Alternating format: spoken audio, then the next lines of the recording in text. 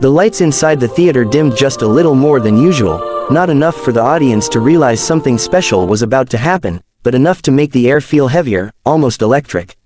People shifted in their seats, some whispering, some checking their phones, completely unaware that in just a few minutes, they would witness something that would leave a permanent mark on their hearts.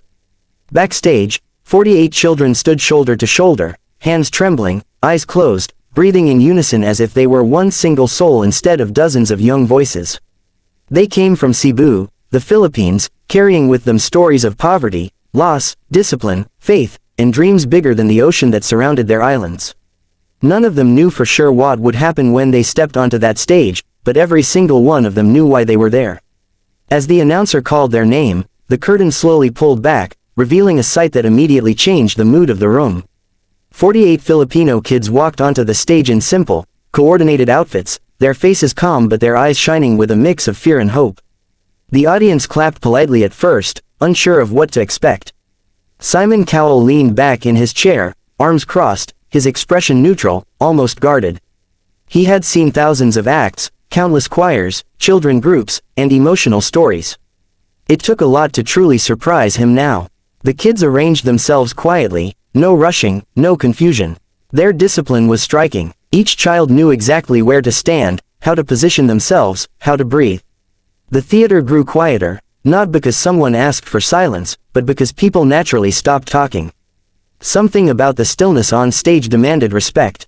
Simon glanced toward the group, then toward his fellow judges, raising an eyebrow slightly as if to say, "Let's see what you've got." One of the smallest boys stepped forward. His voice, when he spoke, was soft but steady. He introduced the group in simple English, explaining that they were from Cebu, that they had practiced for years, often without proper facilities, sometimes rehearsing in school hallways, church courtyards, or even outdoors under the heat and rain. He didn't beg for sympathy. He didn't dramatize their struggle. He simply stated facts, then stepped back into the group. The music had not started yet, but something already felt different. The audience leaned forward. Simon uncrossed his arms without realizing it. A single note broke the silence. It wasn't loud. It wasn't dramatic. It was pure, clear, almost fragile. One girl's voice rose into the air, floating through the theater like a prayer. Then another voice joined. Then another. Slowly, carefully, the harmony began to build, layer by layer, as if someone were painting sound onto the silence. The children were not rushing to impress. They were not trying to overpower the room. They were letting the music breathe. Within seconds, the audience stopped clapping altogether. Phones lowered, conversations died, even the judges stopped moving. Simon Cowell froze, his eyes fixed on the stage, his usual skeptical look fading into something far more serious. This was not just singing. This was control. This was discipline. This was emotion delivered with restraint. As more voices joined, the harmony grew deeper, richer. The children sang in English at first, their pronunciation careful but heartfelt. The lyrics spoke of hope, of standing together in the face of storms, of light appearing in the darkest moments. Then, without warning, the language shifted. They began to sing in their native tongue, a language many in the audience did not understand, yet somehow everyone felt it. The emotion crossed every barrier. It didn't matter where you were from. The message reached straight into the chest.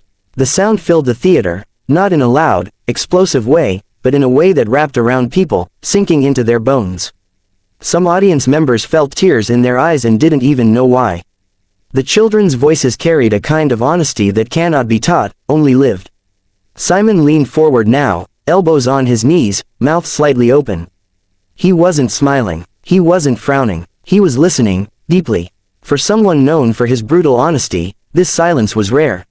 He didn't interrupt. He didn't whisper to the judge beside him. He didn't roll his eyes. He simply stared. The song continued to evolve. The children began to move, slowly at first, forming shapes, lines, circles, all while maintaining perfect vocal harmony. Their movements were subtle, respectful, almost sacred. It felt less like a performance and more like a shared moment of truth. Then came the moment that changed everything. The music dropped suddenly, leaving only the sound of breathing. The children stood perfectly still. For a split second, the entire theater was silent. No coughs, no shuffling, no whispers, complete silence. Simon Cowell stopped breathing. In that silence, one boy began to sing alone. His voice cracked slightly on the first note, not from lack of skill, but from emotion. He sang about his mother working overseas, about growing up without her presence, about learning to be strong too early. The words were simple, but the pain was real. You could hear it, you could feel it. As his solo ended, the rest of the group rejoined him, lifting his voice, supporting him, wrapping around him with harmony-like arms around a crying child. The metaphor was impossible to ignore. 48 kids, many of whom had faced hardship, standing together, refusing to let one voice stand alone. At this point, tears were visible throughout the audience. People covered their mouths. Some shook their heads in disbelief. One judge wiped her eyes openly, not even trying to hide it. The camera cut to Simon, and for the first time in a long time, he looked genuinely overwhelmed.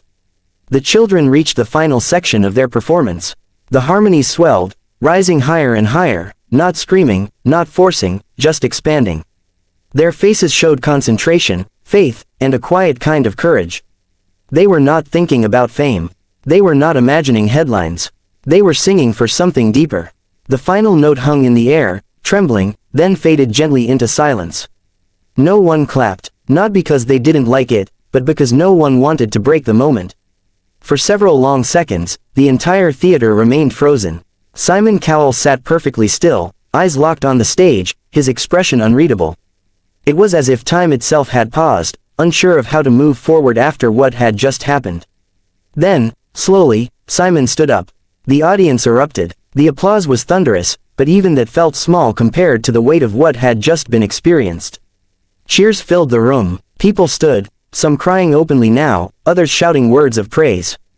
The children on stage looked stunned, some smiling, some holding back tears, some simply staring into the crowd in disbelief. Simon waited for the applause to die down before speaking. When he finally did, his voice was quieter than usual. He said he had heard many choirs.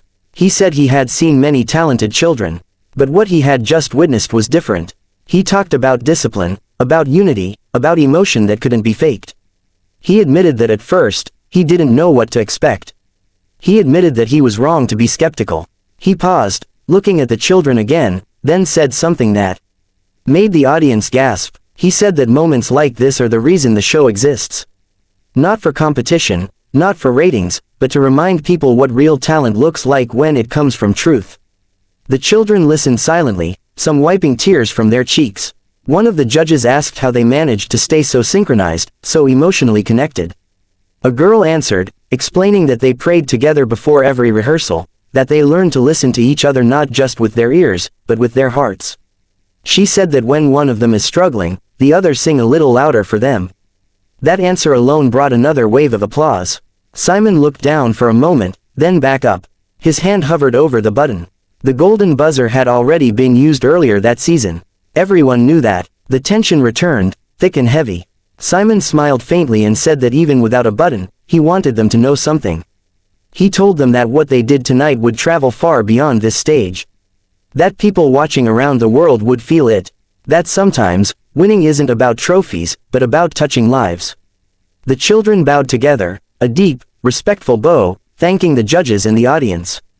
As they walked off stage, holding hands, the crowd continued to cheer. Backstage, many of them broke down in tears. Years of practice, sacrifice, missed childhood moments, long hours, all came rushing out at once. Their coach hugged them, whispering words of pride and gratitude. Later, clips of their performance spread rapidly online. Comments poured in from every corner of the world. People wrote about crying in their living rooms. Parents hugged their children tighter. Filipinos around the globe felt a deep sense of pride. Musicians praised their control and harmony. Even those who claimed not to like choir performances admitted they had never seen anything like this. Simon Cowell, in a later interview, spoke about the moment again. He said that sometimes, the quietest performances are the loudest. That night, 48 children from Cebu reminded everyone that talent isn't just about skill. It's about soul. And long after the lights went out and the stage was cleared, the silence they created continued to echo, proving that some moments don't need noise to be unforgettable.